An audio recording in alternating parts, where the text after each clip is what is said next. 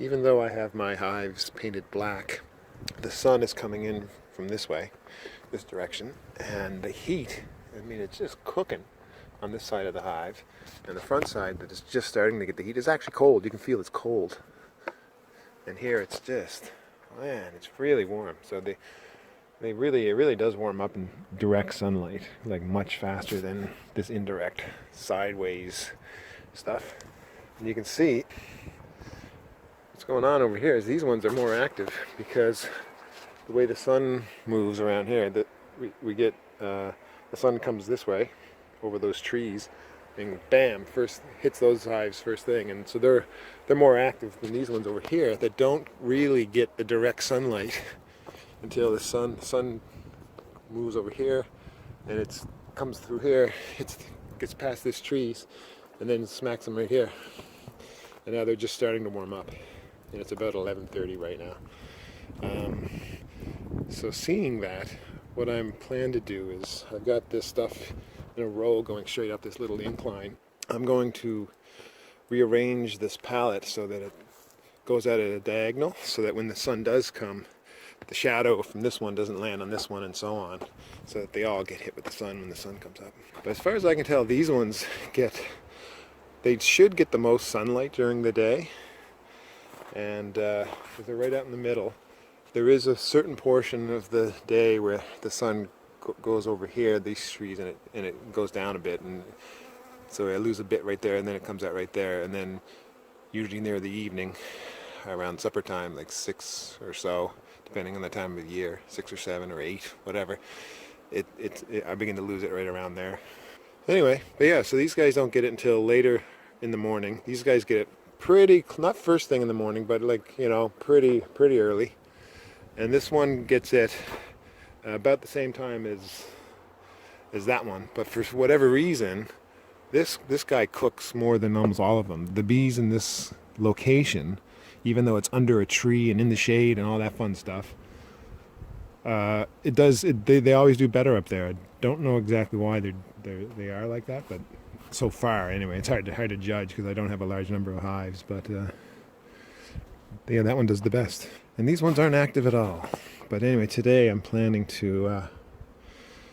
those ones aren't active. Today, this one is a bit messed up. It had a lot of moisture in it in the wintertime. So I want to dismantle it today and just put this top box maybe right there on top, right there, and not reduce them down to a single deep, and get rid of just clean up any moisture or any junk that's in there. And I think it should be warm enough to do that. Here's the setup right now. There's the box. This box is already set up. Oh, actually, it's not. Anyway, I'll have an actual. That's a nuke box, but I will put a. Actually, hold on. Let me just take this off. Let it dry out.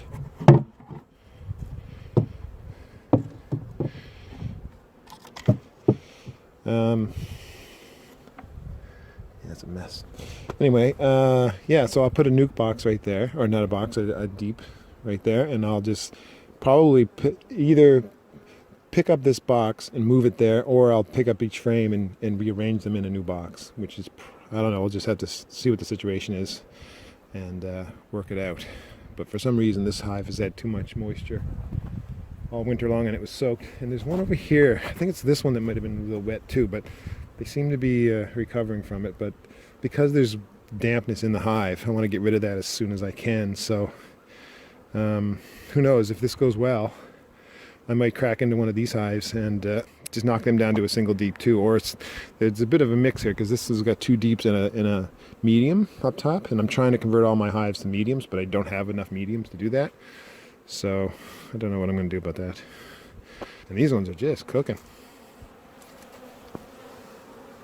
Oh yeah, well, there's a bunch of dead bees down there. I don't know why they're dead. They just must be old bees. They don't look old. That's weird. You never know. They might have got into something, right? Somebody could have had something out. Something sweet but poisonous, and could have killed off a bunch of bees. A lot of people get into this thing of leaving sugar out, syrup for bees. They think they're saving the bees by feeding, weak bees with sugar syrup and stuff.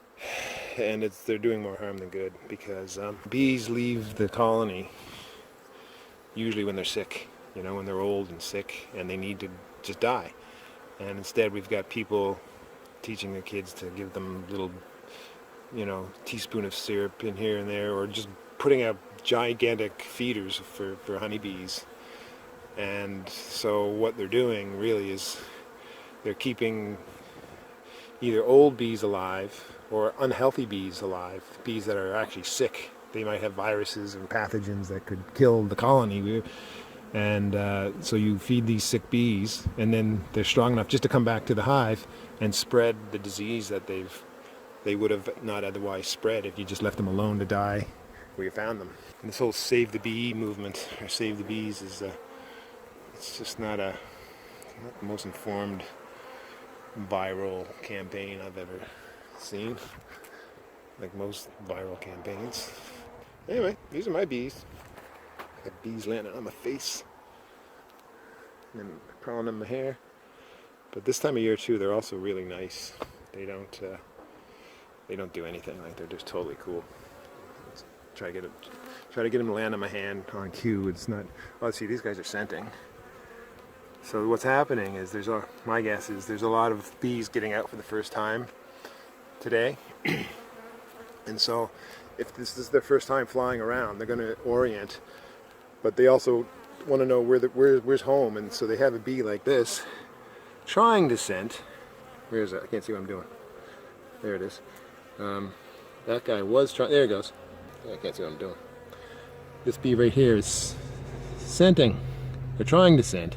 Actually, I think it's more like it's ventilating the hive. But anyway, because when they're scenting, they get this is the bee, and when they're scenting, they'll crack that last. Well, say this is the back of the hive, the back of the bee. The bee will crack the last segment of its abdomen and let off a Nasanov gland scent. Oh, look at that! But they're just, I think they're just, stretching their wings and doing things. I can't see what I'm doing, sorry. Anyway, there's it. Might get a few, get my veil and do some beekeeping today. Well, that was easy. I just picked the top deep and moved it right there. The bees are still in it, and there's definitely no bees in the bottom. So let's see if there's any honey down there. Nope, not much in that frame. A little bit. Nope, empty, empty, empty. So most of this is empty. That's a bit of honey. A little bit, but a little bit on the edges. Yeah, see, so I got honey on the edges here. Yeah, a little bit on the edges, but pretty much empty. Oh, let's take a look at the dead bees underneath. I definitely need to rearrange this whole setup here. Oh yeah, this has got some syrup. It's a bit heavy with syrup. That probably wasn't capped last year. This was a frame of comb that was probably never filled. Let's just take a look. I feel a bit of weight to those frames. So this is the one that had some moisture get into the hive, and here you can see that moisture. Look. Well, it's all mold. That ain't great. That's not good. It's not going to kill them, but it's not a good thing to see. But so somehow water was getting in. I don't know where. I'm going to take a quick look at this later on. Let's figure out how the snow melted, and this is just all full of mold.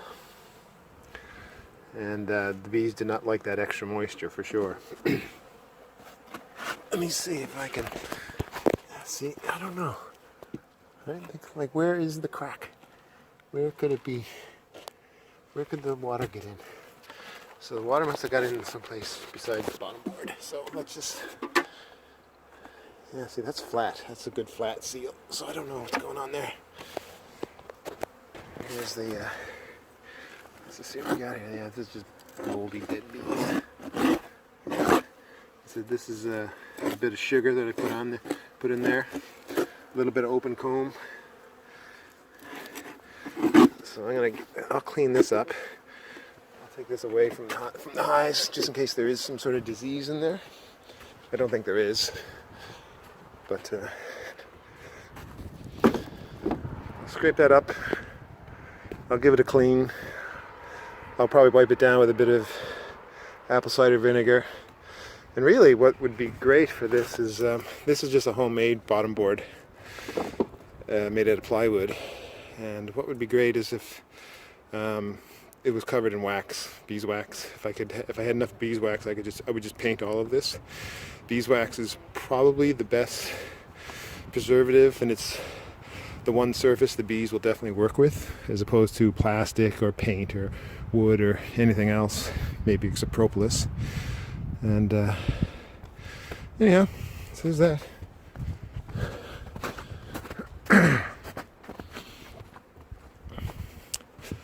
So those bees were living in a single deep for a while, and I'm sure that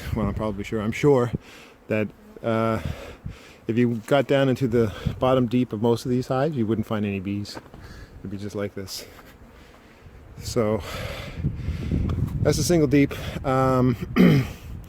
It's probably a bit of a mess in there right now, so I'll leave them alone for now. I'll let them reorient to their new spot, which shouldn't take them very long, because they've been locked in the hive for quite a while because of bad weather, so they're not really oriented to that spot anyway. They're probably just going to come out and say, hey, let's orient to this spot. So anyway, so these bees are just looking over stuff.